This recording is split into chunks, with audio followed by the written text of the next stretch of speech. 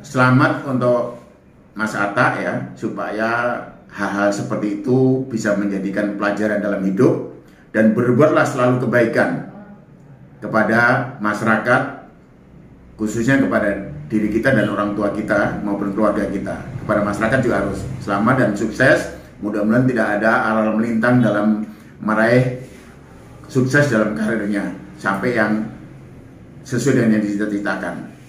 Terima kasih.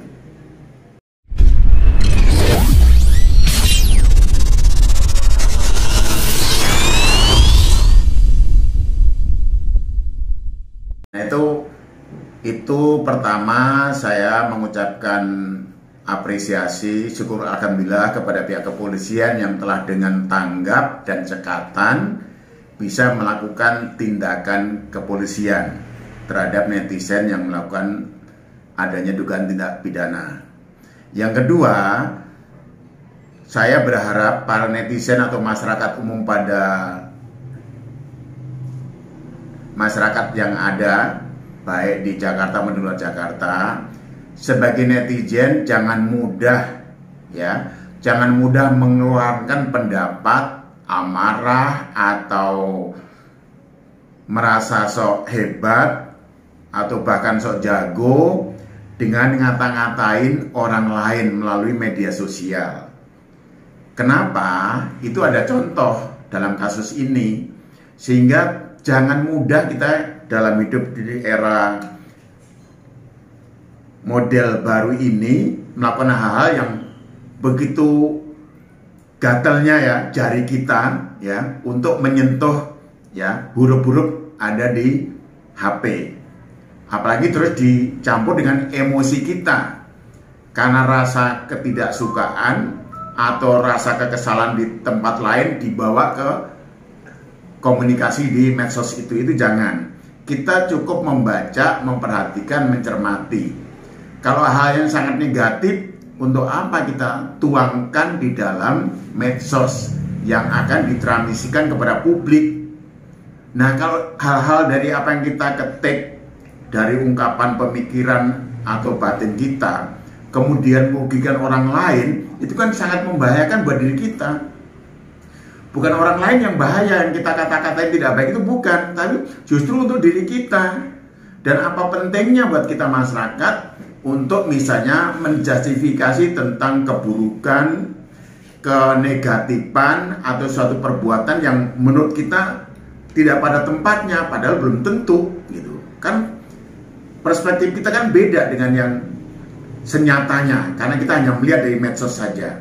Apalagi bahasa medsos tidak tahu mana yang halus, mana yang kasar. Tapi kalau kata-katanya saja tidak patut, tidak sesuai dengan adat istiadat, tidak sesuai dengan pergaulan hidup kita dalam masyarakat, apalagi tidak sesuai dengan ajaran agama, terus masuk di dalam satu unsur dalam pasal-pasal yang diatur dalam undang-undang transaksi elektronik itu kan sangat merugikan kita.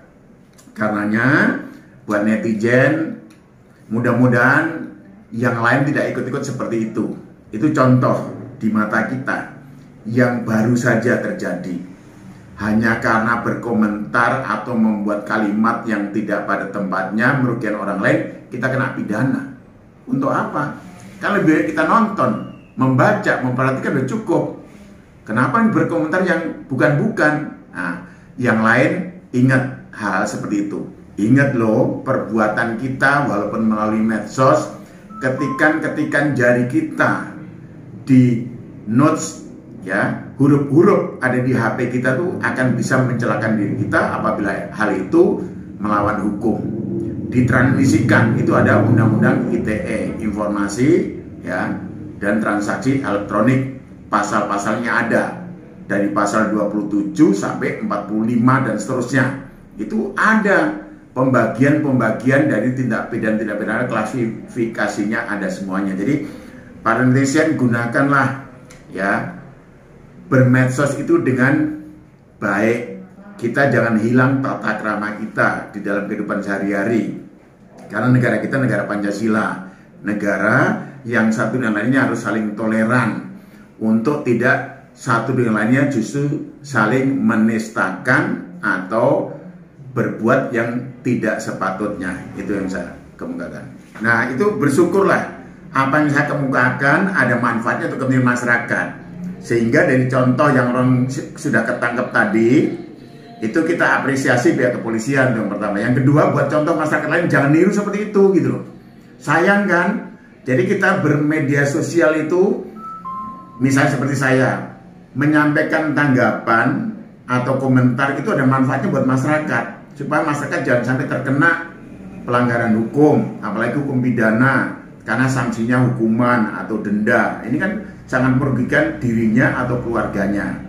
Nah, contoh seperti itu supaya diperhatikan oleh para netizen, jangan sampai ikut-ikutan, bahkan bisa terjadi hal seperti itu pada diri kita sendiri kalau kita tidak mencermati atau tidak hati-hati di dalam kita bermedsos gitu. Terima kasih apabila para netizen setelah mendengar atau membaca atau mencermati apa yang saya kemukakan dalam komentar itu ada manfaatnya, karena kita harus saling tolong menolong, saling nasihat menasihati dalam kebaikan dalam kehidupan kita berbangsa dan bernegara. Terlepas itu kenal atau tidak, karena sekarang udah alamnya alam dunia medsos, ya kita ngomong di medsos hal-hal yang membuat kita berbuat kebaikan, bukan mengajak untuk melakukan perbuatan yang melawan hukum yang nanti akan merugikan diri kita sendiri atau orang lain. Tapi kita saling nasihat-nasihati supaya kita selalu dalam kebaikan.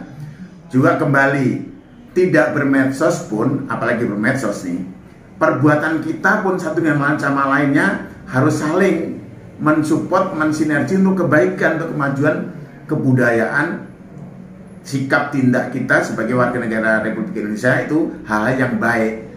Karena semua ada aturan hukumnya, jangan dikira nggak ada aturan hukumnya sesuka-sukanya. Atau jangan merasa di medsos orang nggak akan tahu, toh ini lewat udara saja gitu misalnya.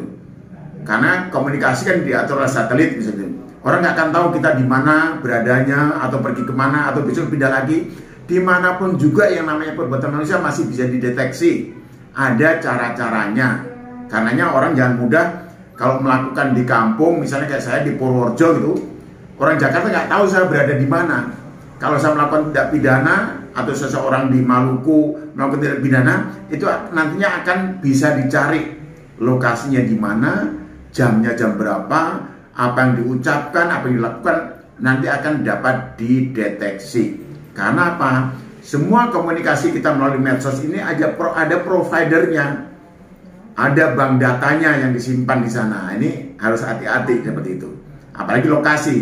Kalau lokasinya ada, jadi mana begitu dilihat akan tahu, oh ini lokasinya di mana, seperti itu. Ini hati-hati masyarakat. Jangan beranggapan apa yang diungkapkan melalui medsos orang lain yang akan tahu, padahal ada di kamar atau di mana. Selama itu merugikan, dilaporkan kepada pihak yang berwajib, misalnya aparat kepolisian, nanti akan dilacak dan akan dicari, pasti ketemu, seperti itu.